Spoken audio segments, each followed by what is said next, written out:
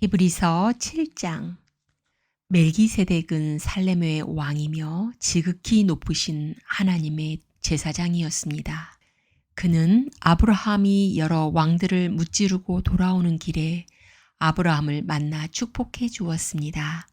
아브라함은 전쟁에서 빼앗아 온 물건 중에서 10분의 1을 멜기세덱에게 주었습니다. 멜기세덱은 정의의 왕이라는 뜻이며 살렘 왕은 평화의 왕이라는 뜻입니다. 그의 아버지와 어머니가 누구인지는 아무도 모릅니다. 그의 고향이 어디인지 아는 사람도 없으며 그가 태어난 날과 죽은 날이 언제인지도 알지 못합니다. 그는 마치 하나님의 아들같이 영원한 제사장으로 있는 자입니다. 그가 얼마나 위대한 사람이었는지 생각해 보십시오. 우리 조상 아브라함은 전쟁에서 이겨 얻은 물건들 중 10분의 1을 그에게 주었습니다. 제사장이 된 레위 사람들은 율법에 따라 백성으로부터 10분의 1을 받을 수 있게 되어 있습니다. 제사장들과 백성 모두 아브라함의 자손이지만 제사장들은 자기 백성으로부터 10분의 1을 받았습니다. 멜기세덱은 레위 지파도 아니었는데 아브라함으로부터 10분의 1을 받았습니다. 그리고 하나님의 약속을 받은 아브라함을 축복해 주었습니다. 높은 사람이 낮은 사람을 축복해 줄 수 있다는 사실은 여러분도 알고 있을 것입니다. 제사장들도 10분의 1을 받지만 그들도 결국 죽을 인간에 불과합니다. 그러나 아브라함으로부터 10분의 1을 받은 멜기세덱은 성경이 말한 대로 영원히 살아 있습니다. 또한 백성들로부터 10분의 1을 받았던 레위 지파도 아브라함을 통해 멜기세덱에게 10분의 1을 바쳤다고 말할 수 있습니다. 왜냐하면 아브라함이 멜기세덱을 만났을 때 레위는 아직 태어나지 않았고 아브라함의 몸속에 있었기 때문입니다. 이스라엘 백성들은 레위 지파의 제사장 직분을 통해 율법을 받았습니다. 그러나 제사장 직분을 받았다고 해서 그들이 영적으로 완전해질 수는 없었습니다. 따라서 또 다른 제사장, 즉 아론의 계통이 아닌 멜기세덱의 계통을 따른 제사장이 필요했던 것입니다. 제사장 제도가 바뀌어야 한다면 율법도 바뀌어야 할 것입니다. 우리는 지금 그리스도에 대해서 말하고 있습니다. 그리스도는 레위 지파가 아닌 다른 지파의 사람이었는데 그 지파에서 나온 사람들 중 제단에서 제사장으로 섬긴 사람은 한 명도 없습니다. 우리 주님께서 유다 지파에 속했다는 사실은 분명합니다. 모세가 이 지파에 대해 말할 때 제사장 직분이라는 것을 한 번도 말한 적이 없었습니다. 멜기세덱과 같은 또 다른 제사장이 오신 것을 보면 이제 더 분명해지는 것 같습니다. 그분은 인간의 법과 규칙에 따라 제사장이 되신 것이 아니고 영원한 생명의 능력으로 제사장이 되셨습니다. 성경에 그분에 대해 이렇게 기록되어 있습니다. 너는 멜기세덱의 계통을 따른 영원한 제사장이다. 옛 계명은 약하고 쓸모가 없으므로 이제 폐지되었습니다. 모세의 율법으로는 아무것도 완전하게 할 수 없습니다. 그러나 이제 우리는 더 나은 소망을 받았고 이 소망을 통해 하나님께 가까이 나아갈 수 있습니다. 예수님을 대제사장으로 세우실 때에 하나님께서 맹세하셨습니다. 다른 사람들이 제사장이 될 때에는 그런 맹세를 하지 않으셨습니다. 그러나 그리스도는 하나님의 맹세로 제사장이 되셨습니다. 주님께서 너는 영원한 제사장이다 라고 약속하셨으니 그 마음을 결코 바꾸지 않으실 것이다. 예수님께서 하나님과 그의 백성 사이에 더 좋은 약속의 보증이 되셨다는 뜻입니다. 제사장들이 죽으면 제사장의 일을 더 이상 할 수 없기 때문에 제사장의 숫자가 많을 수밖에 없었습니다. 그러나 예수님께서는 영원히 살아계시기 때문에 결코 제사장의 일을 쉬지 않으실 것입니다.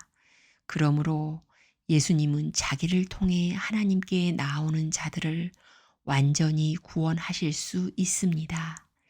예수님은 항상 살아계셔서 하나님께 나오는 자들을 돕고 계시기 때문입니다. 예수님이야말로 우리에게 진정으로 필요한 대제사장이십니다. 예수님께서는 거룩하고 죄가 없으시며 흠이 없고 죄인들과 구별되는 하늘보다 높은 곳에 계신 분입니다. 그분은 다른 제사장들과는 다릅니다. 그들은 매일 제사를 드려야 합니다. 먼저 자신의 죄를 위하여, 다음은 백성의 죄를 위하여 희생 제물을 바칩니다. 그러나 그리스도는 그럴 필요가 없으십니다. 예수님께서는 자기 자신을 희생 제물로 드려서 단 한 번에 그 일을 끝내셨기 때문입니다. 율법은 약점을 가진 사람들을 제사장으로 세웠습니다.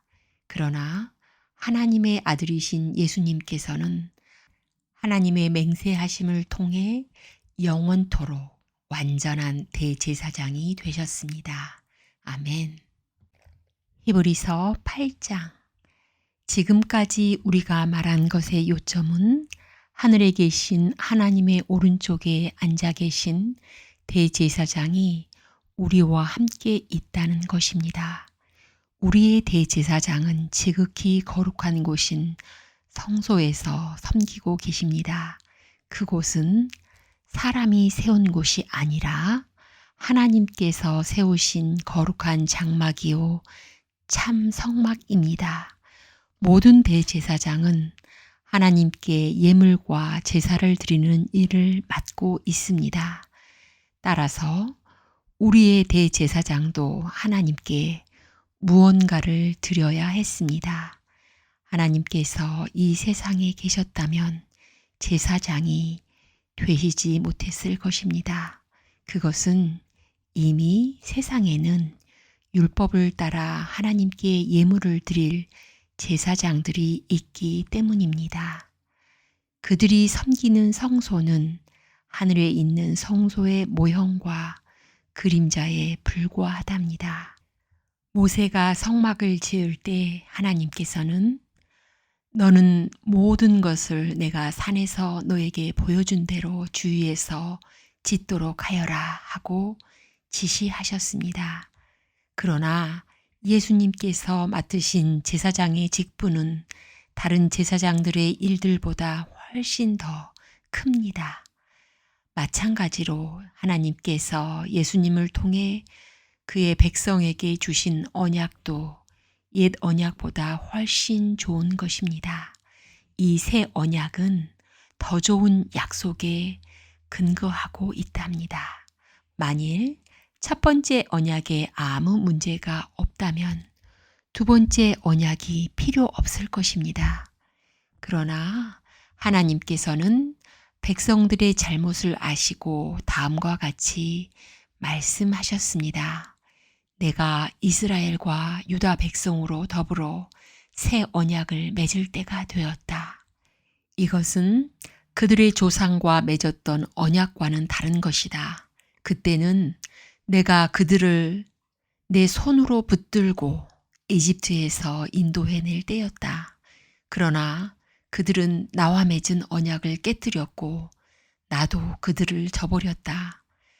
나중에 내가 다시 이스라엘 백성과 함께 새 언약을 맺을 것이다. 내가 나의 가르침을 그들의 마음속에 새기고 그들의 가슴에 기록할 것이다. 나는 그들의 하나님이 되고 그들은 내 백성이 될 것이다. 그때는 사람들이 그들의 이웃과 친척들에게 주님을 알도록 가르칠 필요가 더 이상 없을 것이다. 그것은 가장 작은 자부터 가장 큰 자에 이르기까지 나를 모르는 사람이 한 사람도 없을 것이기 때문이다.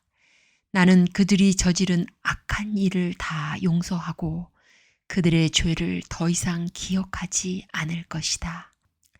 하나님께서는 이것을 새 언약이라고 부르시고 첫 번째 언약은 옛 언약으로 돌리셨습니다. 낡고 오래된 것은 사라지게 마련입니다. 아멘.